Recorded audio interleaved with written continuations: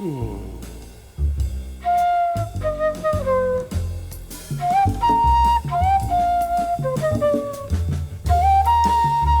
everyone.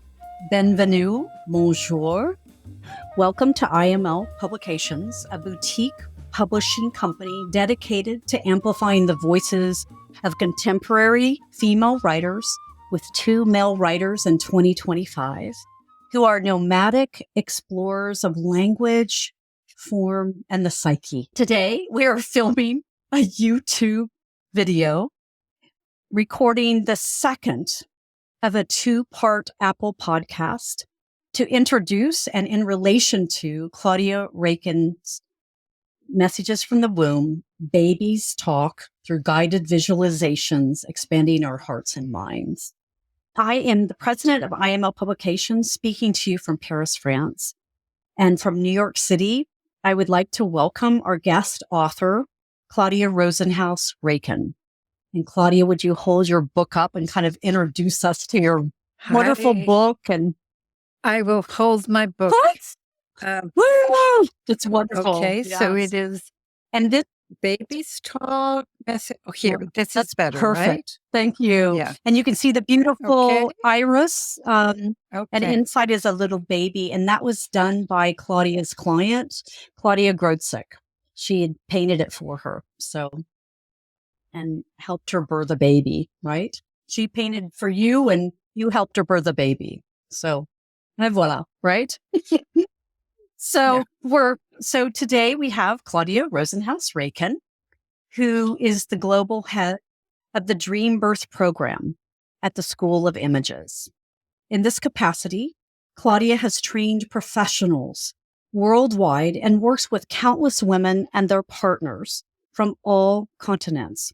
Claudia is a childbirth educator, a birth doula, an Alexander technique teacher, and a biodynamic craniosacral practitioner. She holds a master's from New York University in kinesiology and dance, and is assisted in over 300 births worldwide, right? Well, I've assisted physically in the United States and sort of via WhatsApp and supporting them during the birth if they're overseas. Yes. And not in my continent. But I've been at their births. Wow. So to speak. Okay. So since this is our second podcast, our little follow-up, we're going to dive right into your Messages from the Womb book. I first want to talk about, just so the audience knows, we will follow up at the very end with a visualization around abortions and miscarriages, around loss. So that will follow up from our first association like we did with Gay Wally. But we're first going to go into imagining your conception. So you had originally, and this is, you speak of how a client can time travel in this chapter, shifting their realities, changing circumstances for the better. And specifically in this chapter, you work with Patricia, helping her to clear ancestral trauma, and additionally helping her with, you were using the solar plexus imagery with her, right? Plexus. Solar plexus, excuse me. We're talking about, yeah. Okay. What do you want? What do you want me to address? Imagery, by the way. Your imagination is like a time machine. Nice. Somewhere in our cells, in our dream field memory, we can touch upon memories of other lifetimes, of our time, and of ancestors. It's a little crazy. It's wild. But it's just right? so possible. It just, so many people can do it, right? Anybody can do it, right? And when you travel to that time, almost many people can. I won't say everybody because there's always exceptions, but If not, it's because they're a little bit scared or don't believe or don't want to go there. Sure. And it's okay But too, right? many people, regular old people can do this, right? Everyday people. Yes. Everyday people. People that come to me are pregnant. Everyday people get pregnant. They're not coming to me for the imagery, or they're perhaps will come to me because they've had a loss or because they want to get pregnant. Mm. All right. If everything in life is wonderful, I can do everything I want, just comes to me. Nature is wonderful. You'll have no trouble, most likely, getting pregnant because you've already You're opened up, right? set the stage. Yes. And usually at that point, I have you talk to the soul that wants to come in, right? But sometimes with Patricia, if I remember, I didn't do my homework. I didn't reread that chapter, but I remember her. There were two things that needed clearing, so to speak. One was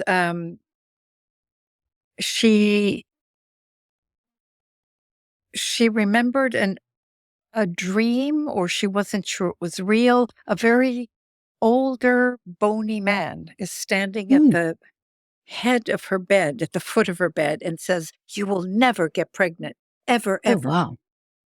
And she tells me this sort of at the end of a session, and I'm like, oh boy, we have to deal with this.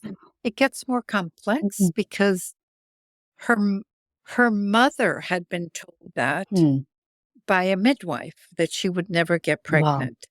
And then I'm thinking, well, this is interesting because her mother get pregnant. She had my client. Right.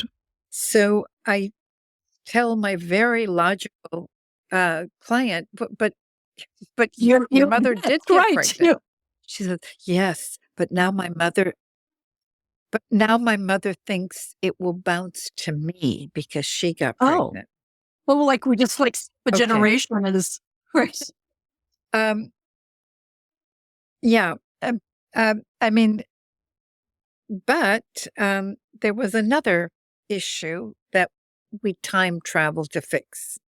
That's the one we should probably focus on because we were just talking about time travel. Yes.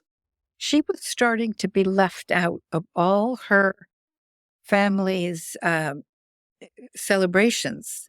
Her cousins that she grew up with were all of a sudden ghosting her. That's our modern word, right? They weren't inviting her to birthday parties or weddings, and she didn't know why. And we kind of asked her, basically turned out that when we asked her intuition, or we literally asked her, it was ancestral.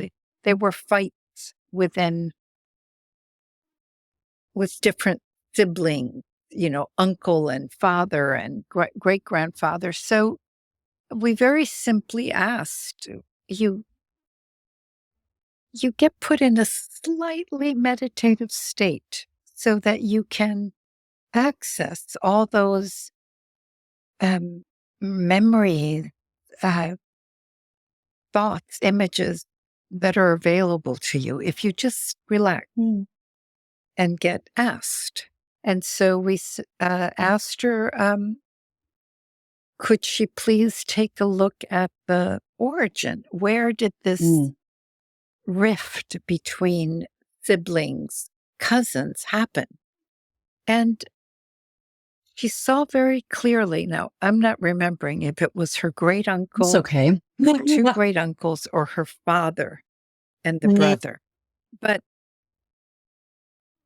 that was that's who had the fight. And sometimes you repair it for the ancestors if you can. Other times you just decide to cut the cords, to dissolve the cords so that the whole family is not so focused on the rift. Because good things happen, right? And bad things. But then you get focused on, they're my enemy, right? You get focused on that particular memory and what it means. So once she did that, she started to be invited to everything. Wow. Yeah. Her cousins called. She said, and what happened is she stopped feeling that it was a personal thing. It was brothers long ago, not to do with her, but the proof of the work is that she got all the calls and she was included in everything. That's beautiful. So we time travel to that time, so it's pretty fabulous work that all of us can do. Everybody. This is an everyday thing. Is there any kind of exercise you want to do around it? It makes sense. Is there an exercise you want to do around that or was there something on your mind about this maybe? Actually, I would like to do two. She ended up after that doing the solar plexus. I'd like to do 2 exercises in the beginning and then go for the exercise on loss. Great. Because great, let's do it. I think the first 2 exercises are also very, very useful and will help. So it will help with the loss. It will get you a little kind bit of prepared for it. Yeah. So first, because Murphy hasn't done it, so I'm excited. Oh, good. We're going to do an exercise called, the mikvah. Okay. Because I especially love it because Murphy has not done it. Right. And so the exercise is written for someone that wants to conceive, but it's really an exercise to ask, to pray, to ask for what you truly, truly, truly most want right now, whatever that is. So whoever is listening to it, you're going to take a few seconds to know what you want to, what you want cleared up, what you want to blossom, what you want to materialize. I'm ready. All right. So here goes. Close your eyes. Breathe out slowly 3 times, counting from 3 to 1, seeing the numbers. You imagine walking in the woods on a warm, sunny day. The sun is streaming through the branches of the trees. You see that you come upon a deep hidden pool where the waters are very clear, being fed by an underwater spring. Breathe out and look at the different colors of the water, from green to aqua to turquoise or whatever your water is. And then breathe out again. Take off your clothes, place them on a rock where you can find them. Feel the coolness of the air on your bare skin and the sensuous feeling of the sunlight touching you. And now, breathing out, step into the waters and let yourself sink into the clear waters. Breathe in deeply and plunge down so that not a hair of your head touches the surface of the water. Make a prayer to be cleansed in your mind, heart, and body. Come back up to the surface. Take a deep breath, repeating the prayer of being cleansed in mind, heart, and body of everything that could act as an obstacle to your deepest desire now. To your deep desire that you have in mind. Breathe out. Breathe in deeply and plunge a second time down into the clear waters and ask that all your hidden fears, ancestral imprints, and negativity be lifted. Come back to the surface and ask again to be cleared of all your hidden fears, ancestral imprints, and negativity. Breathe out. Do it a third time, plunging deeper towards the source where it is very quiet. And make your prayer to be cleansed and purified and renewed so that when you come up, you will be ready to receive and accept that which you greatly, greatly desire.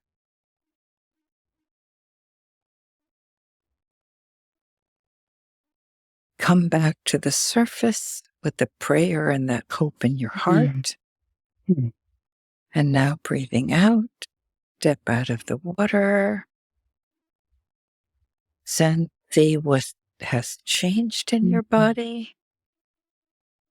Stretch yourself in the sunlight, singing, dancing till you are dry. And now breathing out, return to your clothes and see that they are gone. No clothes await you. Put them on. What do they look like? What do they feel like? And what do you look like? Breathe out and open your eyes. Okay, Murphy. Thank you. This is part of the imagery, everybody.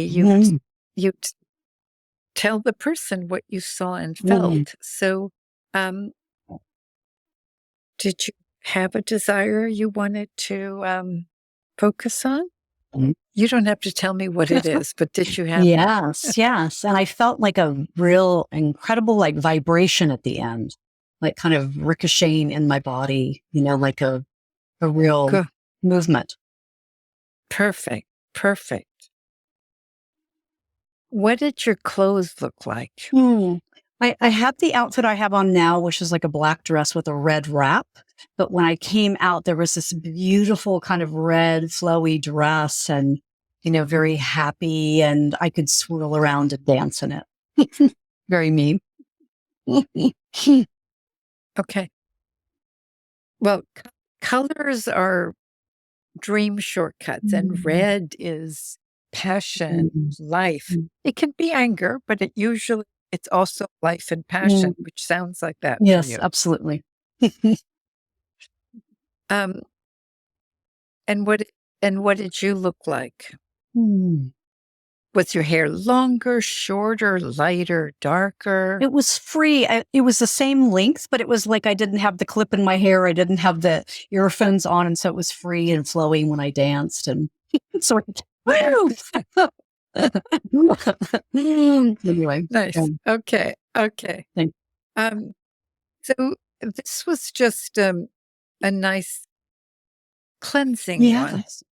But let's go straight to the solar plexus, which is the solar plexus, but just to make sure you know, is right below your sternum, right? Right, kind of not right above your belly, below. And it is the solar plexus is your sun. It's your chakra that belongs to your ego and will in a good way. I deserve, hey, world, the good part of ego, right? That you deserve, that you have a right to be on this earth. So this exercise is really powerful at bringing to you what you need. I think I always did this exercise before I mailed my packet as a doula, before there were really websites. I would do this exercise, which we'll do in a minute, and I would put the packet on my solar plexus and then mail it. And sometimes my husband would say, "Oh, I'm going out. Do you want me to mail for you?" I go, no, because I wanted to do the solar plexus. Oh, nice. So let's do it. This can bring to you, let's do. So whatever it is that you want to attract, let's just do it. Okay. Close your eyes. Breathe out slowly. Yeah. Slowly 3 times, counting from 3 to 1, seeing the numbers. You're in a meadow. It's a bright, sunny day, and you wait until the sun is above you or to your right. Breathe out. And now lift your hands up to the sun. Feel your arms elongating and elongating. Your hands getting closer to the sun, getting warm, and then turning to light. When the hands have turned to light, at the sun, pull it down to you, put it in your solar plexus, which is right underneath the rib cage in the middle. And then put it in your solar plexus, see it igniting the sun in your body, which is the solar plexus. The solar plexus is the sun in your body. Once the sun in your body is ignited, put the sun back into the sky. Let it go back. And now breathe out, look back down, see that the sun in your body is shining out like the sun in the sky, sending its rays out into the world. And as it's shining out into the world, it's opening up to others, sending rays of light to touch other people. You can send love, but it also attracts situations and people to you for your greater happiness, greater abundance, greater joy. You can send loving kindness and support, reach out to other people, but especially let it reach the people that need to come to you or the situations that need to come to you. So you see the light that is shining out of you like a great wheel of light, touching all who need to be touched, attracting them to your light. Breathe out and open your eyes, seeing this with open eyes. Thank you. This is a great exercise to do when you want to speak publicly or before an interview. Or if there's something that you need to come to you, do it every day. Say, so that whatever it is that you're wanting to attract. How did it work? Did you see something coming to you? I just felt like, it wasn't even necessarily like someone or something, but I just felt like I could feel the light go out, but I could also feel that, it was like an affirmation back. I'm not sure how to express that, but it's beautiful. Yeah, no, that you sort of have. Okay. Okay. And now we're going to get to the most important exercise that we're going to do today.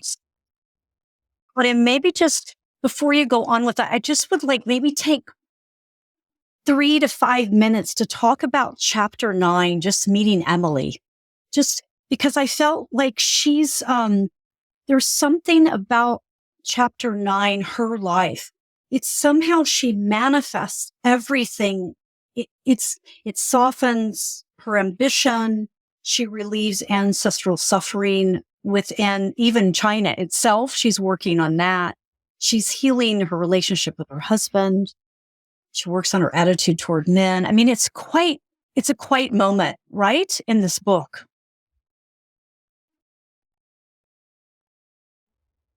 Well, one of the reasons is because I really told her whole arc, which I didn't always write the full arc with everybody. But because Emily was so ambitious and in a funny way male, and she was a beautiful woman, not that she was male, but I write that in China,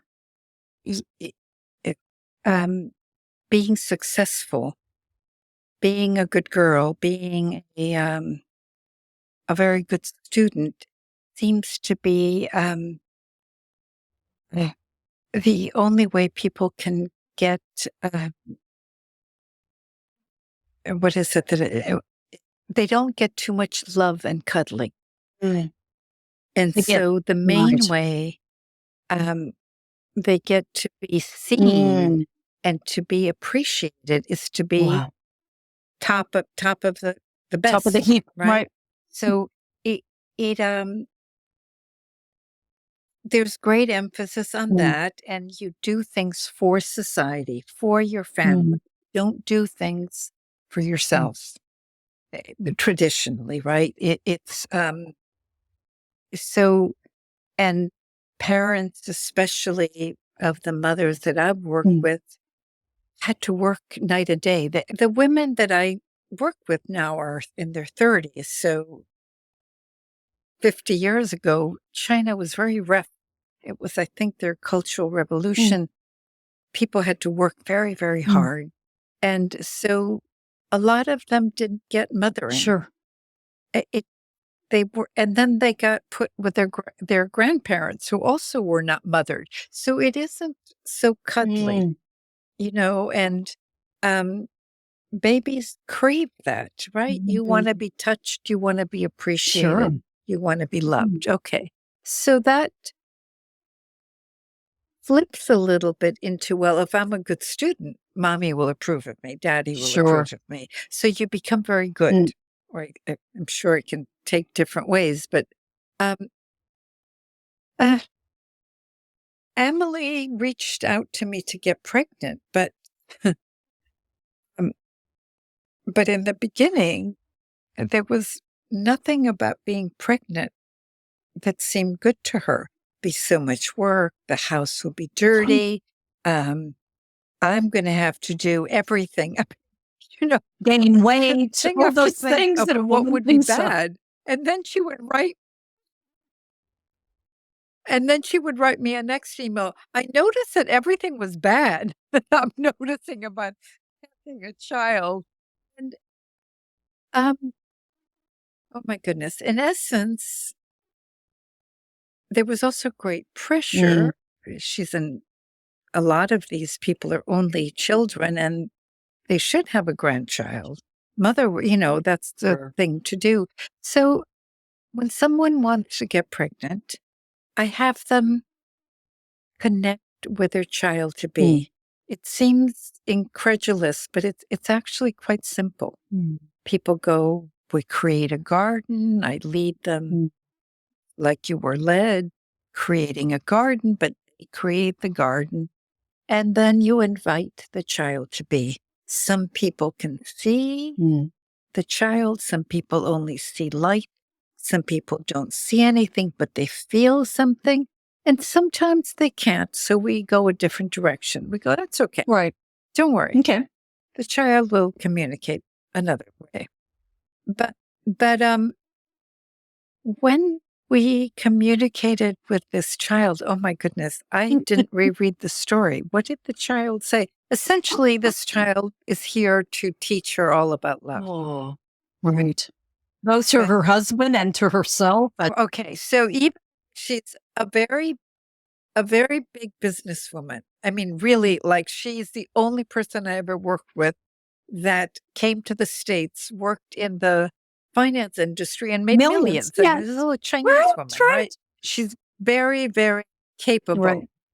Yeah, millions. So then by the time I met her, or she reached out Mm. to me, she'd been back in China, gotten married, and wants to have a child. Okay. So part of what we go into, if needed, is there an ancestral belief, Mm. or just a belief you have having children will get in your way? It it's dangerous to be open. You have to be on top. You have to be number one. Whatever, Mm. for each person, it's Mm. different. So for Emily, definitely was about needing to be number Mm. one. When she got a 99 Oh, I in remember, right. her exam, which actually was the highest, but her paternal grandmother, I think, was, what's wrong? Why not 100? What's wrong with you? So, and when it's like that, it becomes very ingrained, but we wanted to see there's an exercise. Especially if more than one person in the family has it, it's part of the ancestry. It's part of your family dream field. So she had a great capacity to go to other lifetimes. I mean, here's this sort of very, pragmatic, logical, work hard person. And I was actually getting to what was the first time in your life, in this life, that you heard this or that you experienced this. And she would boom into, then I realized she's not talking about this lifetime. Wow. It's a man. It's a sort of fighting.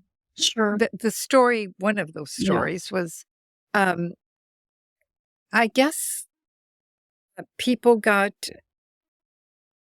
one tribe fighting another. I don't even know when. And basically this man killed a lot of people, but a few years later or sometime later, one of the people he didn't kill comes and kills him.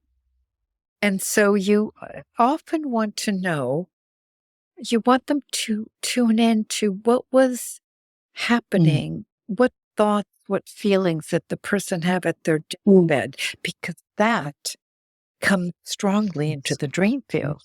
And what he felt, this man, is, I should have killed more. Wow, interesting. Yeah, but he would have been killed by the person, right? No forgiving, no anything, right? Yeah. So she really had a facility with going into different lifetimes, then of a little girl, I don't know, hundreds of years ago, who was like a servant, and she had to work very, very, very hard.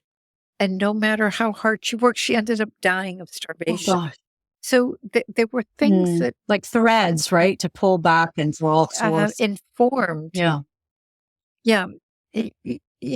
So I must say, because she had that facility, because she was very logical and in the moment, but then she could go off into many different lifetimes. And at one point, she said to me, China believes in suffering.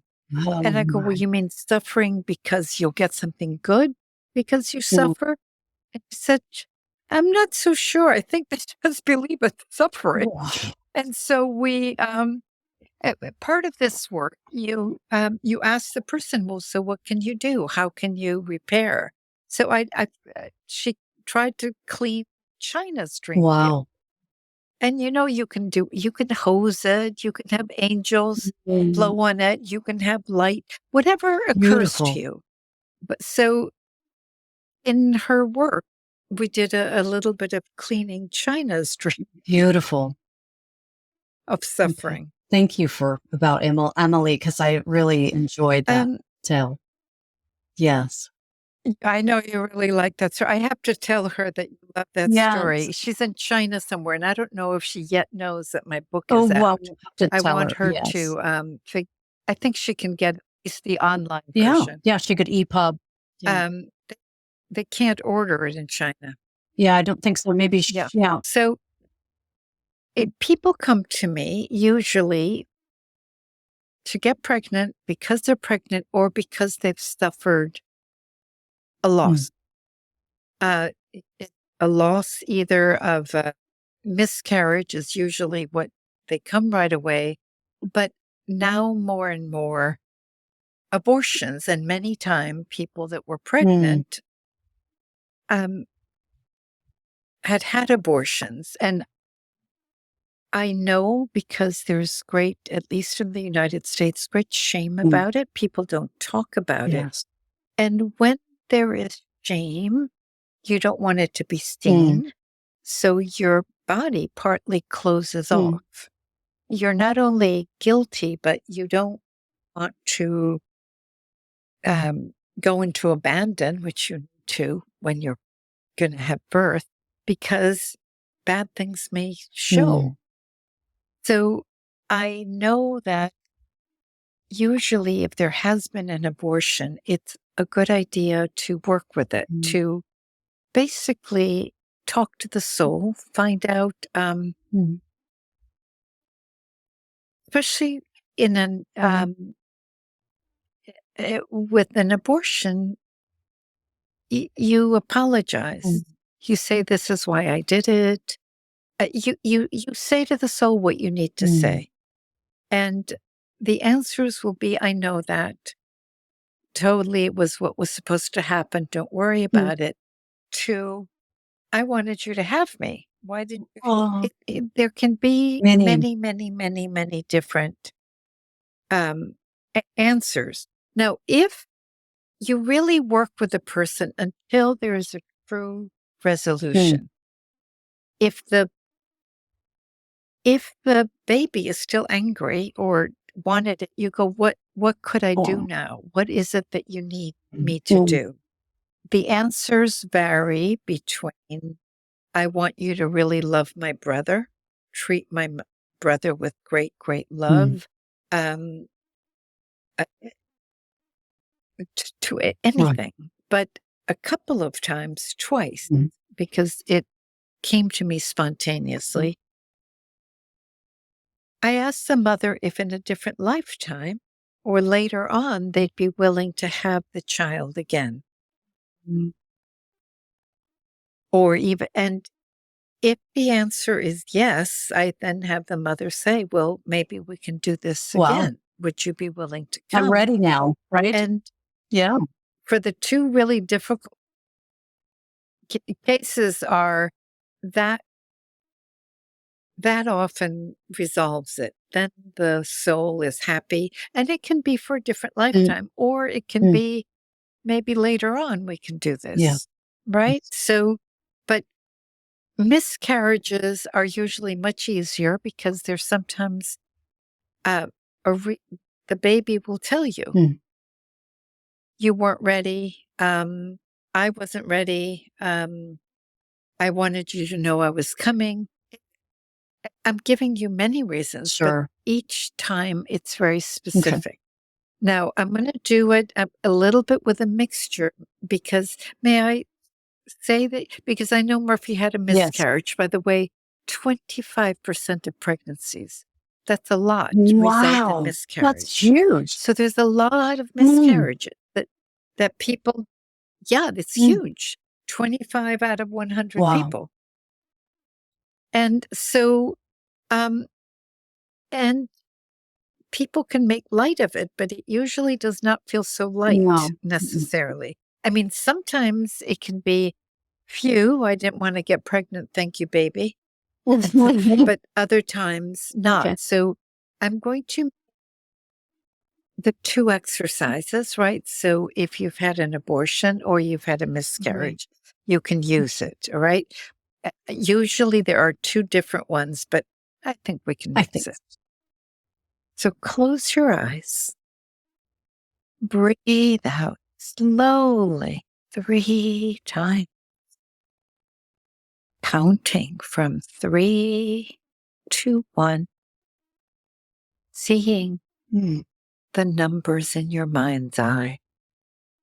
See the number 1 as tall, clear, and bright. Call upon the soul of your lost child, whether the child miscarried or the child was aborted. And if the child was aborted, ask your child to forgive you, explaining all the reasons for your actions. You couldn't support the child. You were too young. You weren't married. Selfish. Your parents would be angry. Give all the reasons. And if the baby was miscarried, ask it to show you in images or in word why it went away. Mm. And if there are any corrections that need to be done for the soul to be able to return, if the soul wants to return. And hear hear what the child says. Mm.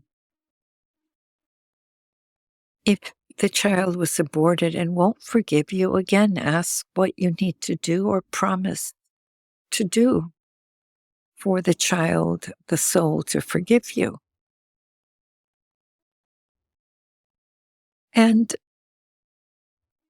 many who have had a miscarriage still want to have a child, so ask the child if it's going to come back. And if it doesn't intend to return, ask if it has accomplished what it needed to do in this world in its very brief incarnation. Mm.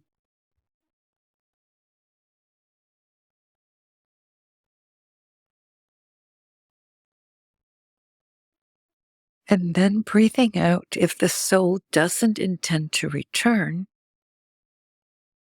tell it of your grief, sorrow at its passing, and your wishes for its well-being.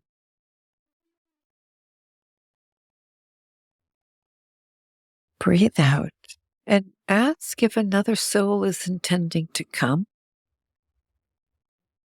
And you thank it for the information. If the answer is yes, later we'll connect to that soul. But if it is not intending to come, breathe out, and you do this also with both losses. You take the hand of the child that left, and together jump into a white cloud in the sky. Ask the cloud to take you to the Holy Mother. Breathe out. See the Holy Mother approaching, surrounded by many angelic beings. Give her your precious child to safeguard. Breathe out. Say your last goodbye. And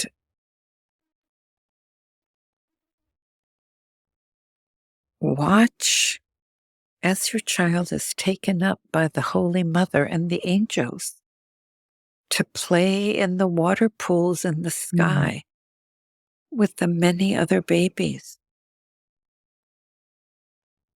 Breathe out. Hear your child laughing with the other children. Return down to earth knowing your child is well taken care of. Breathe out and open your eyes. Okay. It's beautiful, Claudia. Wow. Thank you. Beautiful, beautiful. How was it for you? Wow. It was so Tell us, how was it yeah, for it was you? so elegant and so like I felt like it healed that loss, just it was quite dramatic at the time, and the pain was great. And I remember kind of crawling on my legs, like, on my knees, like go to the back to the bed. So it was quite something. The loss was big to me, and I never had children again. So it was big for me. And I never got pregnant. There was no, I had partners, but I never got pregnant. I didn't really necessarily try, but so it was lovely to free the baby, to the white light and to the Great Mother, and to let the baby dance. But I also had a feeling that there was an incarnation, that the baby had come in. And I even know that the woman, the child. Yeah. So I had kind of both feelings. Interesting. Yeah. Okay. What did the baby say to you? Why did it leave? Why did it come? There was no place for the baby at the time. I was pretty young. So it was like there's no room here kind of in your life, in the father's life, that kind of thing. So it was it was perfect loss, like it was meant to be. And the baby reminded me, you knew the minute I returned. It was a few years later. And you knew the baby and your life was transformed by the birth of the baby, even though you didn't have it. Didn't have her. So I Wow. got to have you. That's Yes, amazing. you knew it all along, but you also gave me this freedom to kind of the healing of the white light of that loss. So thank you. It's beautiful, Claudia. Wow. Wow. Yeah. No, it's and remember, we can be I have a funny feeling we're many lifetimes at one. So that baby can be healed from that. But the baby well, anyway, the baby, you knew when the baby came back, and you have a relationship. That's wonderful. Yeah. Very lucky. Well, Okay. So I'm going to wrap up with our ending. So I thank you, Claudia Rosenhouse Raiken, for sharing with us your book, Messages from the Womb, and your beautiful exercises of transformation. The beautiful visualizations are created by Dr. Catherine Chingford, who wrote Dream Birth. I use them beautifully, and I use them. This is what I do. But just to clarify, the visualizations are Dr. Catherine And Chingford. she is honored in the permissions were given properly, and she is honored all through the book. So just so that you all know that. So it's quite exciting. This is I, Murphy Lewis of IML Publications, speaking to you from Paris with our new author, Claudia Rosenhouse Raiken in New York City. To all those in the audience, we thank you, and we pray that these beautiful visualizations are transformative in your life as well. We welcome you to explore other books on imlpublications.com. We just had a new one that comes out on May 7th, which is Maudie's CAC the Message. And then my book is coming out on May 14th, which is exciting. And you can access more of Miss Raiken's information on ClaudiaRaiken.com. And of course, you can buy it on Barnes & Noble. You can buy it in any bookstore throughout the world. You can go on Amazon. You can go on bookshop.org. So the book is available now. So our podcast was recorded on Squadcast with producer Nick Patri, executive producer Alan Sledge, with music Goin Home, provided by the flautist Steve Slagle from his album Spirit Calls. So a biento, and see you soon.